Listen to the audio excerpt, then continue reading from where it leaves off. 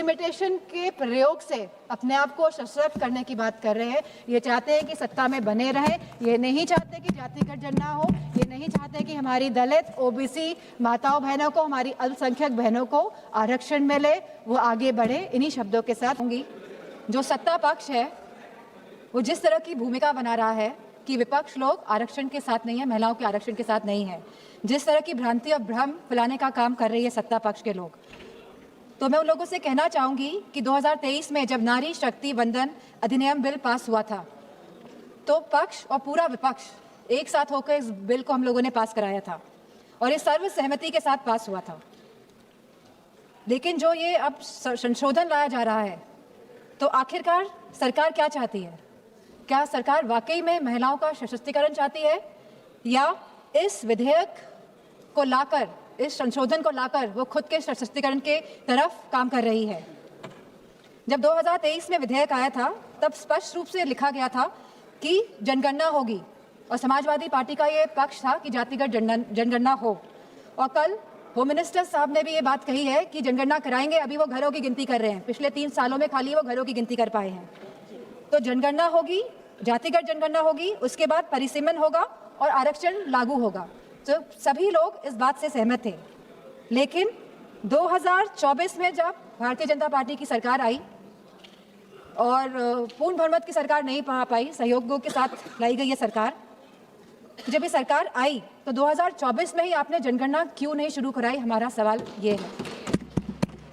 आपने लगभग 2.5 साल निकाल दिए, आपने जनगणना नहीं कराई, क्योंकि अगर जनगणना हो जाती तो आज हम परिसीमन की स्टेज में होते और आरक्षण 2029 तक लागू हो जाता।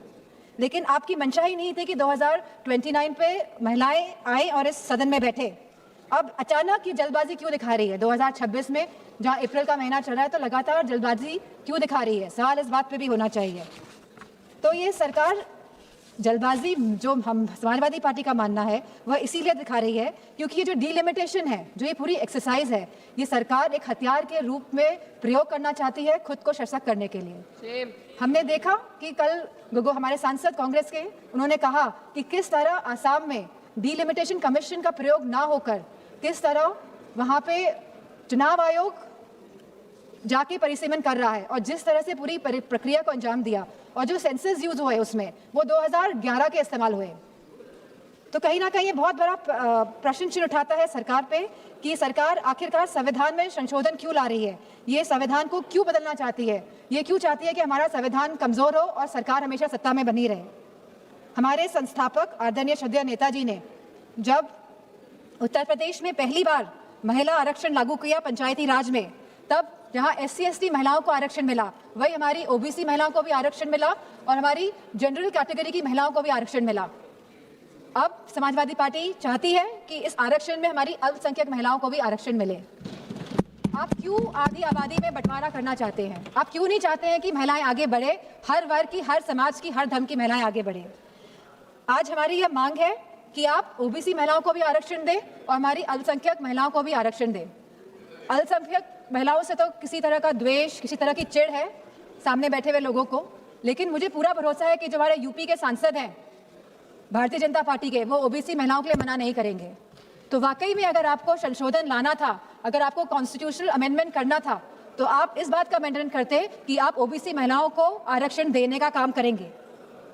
आज जब आप अल्पमत में दिखाई दे रहे हैं क्योंकि आप जानते हैं कि आपका जो वोट है वो खिसकता जा रहा है कहीं ना कहीं, तो आप इस तरह का भ्रम फैलाने के लिए ये संशोधन बिल लेकर आए हैं, क्योंकि आपका केवल एक ही लक्ष्य है कि जो डेटा, जो कास्ट सेंसस का डेटा, जो जातिगत जनगणना का जो डेटा आएगा, जिससे सबकी भागीदारी सुनिश्चित होगी, निश्चित होगी, आप इससे भागना चाह रहे हैं और आप डीलिमिटेशन की प्रक्रिया से इसीलिए सेंसस को हटाना चाहते हैं या 20 या 25 साल के सेंसस का आप प्रयोग करना चाहते हैं। आप कहते हैं आप महिलाओं की हितैषी है, आप महिलाओं के बारे में सोचते हैं, लेकिन आज जब मैं यहाँ खड़ी हुई हूँ और जब पिछले कुछ दिनों पहले जब संसद चला और जब कैफ बिल आया, central arm forces police bill आया, तब आपने जो शहीद हुए, जिन्होंने हमारे देश के लिए बलिदान दिया, जिन्होंने हमारे देश के लिए जो शहीद हुए हैं, आपने उनको शहीद तक का दर्जा नहीं दिया। आपने उन शहीदों की महिलाओं के बारे में, उनके बच्चों के बारे में नहीं सोचा। आज जब ये आप विधेयक लेके आ रहे हैं तो हमारी मांग है कि उन महिलाओं के सम्मान के लिए आप उन शहीद जवानों को शहीद का दर्जा दें और साथ में आप उन्हें पेंशन देने का भी कार्य करें। अब जब महिलाओं की बात हो रही है तो आंगनवाड़ियों को क्यों छोड़ रहे हैं आप आंगनवाड़ियों को भी, जो इतने साल से संघर्ष कर रही है, जो गांव-गांव में संघर्ष कर रही है, आप उनको भी उनका मानदेय बढ़ाने का कार्य करें।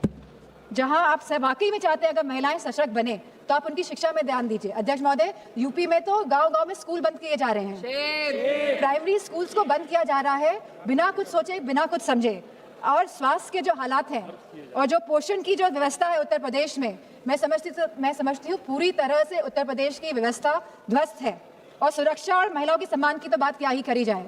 हमने देखा है जिस तरह हाथरस कांड हुआ, जिस तरह भारतीय जनता पार्टी के जो एमएलए सेगर जी का जो पूरा कांड हुआ, और लगातार जो उत्तराखंड में कांड हुआ, जब हमारे सांसद ने एक कविता कह दी तब तो विपक्ष दल की सब सांसदें खड़ी हो गई, उनका विरोध करने लगी। भरपूर तरीके से इन लोगों ने विरोध किया, लेकिन जब मणिपुर की घटना हुई तो कोई भी भारतीय जनता पार्टी के महिला सांसद खड़ी नहीं हुए। जब उत्तराखंड में 19 साल की लड़की को मार दिया गया, अंकिता भंडारी को, तब भारतीय जनता पार्टी की कोई भी महिला सांसद खड़ी नहीं हुई। पुरुषों से तो हमें उपेक्षा नहीं है, लेकिन कम से कम महिलाओं से तो हम ये उम्मीद करते हैं कि वो एटलीस्ट महिलाओं के लिए तो खड़ी हों।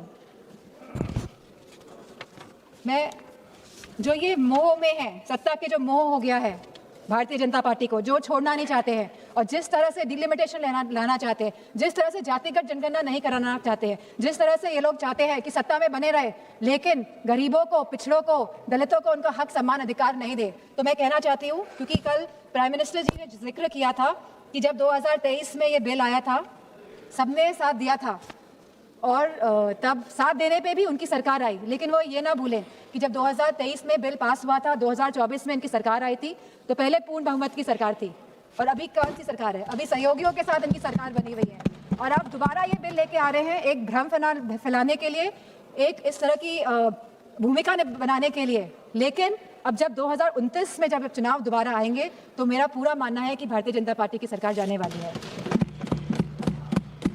और गारंटी की बात की जा रही थी कल, गारंटी, ये तो समय बताएगा। ये तो गारंटी की बात कर रहे थे। बताइए, आपने गारंटी नहीं दी थी कि आप आय दुगनी करेंगे हमारे किसान भाइयों की? क्या आपने गारंटी नहीं दी थी कि आप वन पेंशन लेकर आएंगे हमारे नौजवानों के लिए जो शहीद होते हैं? क्या आपने गारंटी नहीं दी थी कि आप 2 करोड़ लोगों को नौकरी देंगे? क्या आपने गारंटी नहीं दी थी कि आप मुफ्त सिलेंडर देंगे? क्या आप यूपी में गारंटी देके नहीं आए थे कि होली और दिवाली में आप महिलाओं को मुफ्त सिलेंडर देने का कार्य करेंगे?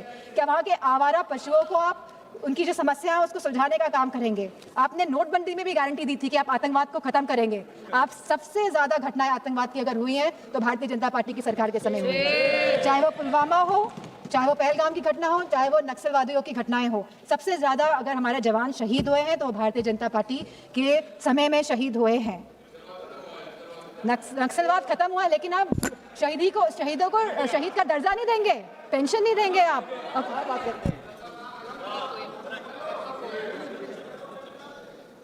तो मैं केवल ये बात कहना चाहती हूँ कि बचपन में हम सब ने कहानी सुनी थी रेड राइडिंग हुड की, सब बच्चों ने सुनी है, हम आज भी अपने उसको जहन में रखते हैं कि किस तरह एक नन्ही सी बच्ची जो अपनी दादी माँ से मिलने जाती है, बहुत खुशी के साथ वो जाती है, वो जंगल में भटक जाती है, उसे घर पहुँचने में दादी माँ के रात हो जाती है, और जब लड़की पहुँचती है तो हम सभी जानते हैं कि दादी माँ तो वहाँ नहीं होती है, लेकिन वहाँ पे कौन होता है, तो ये हम सभी जानते हैं।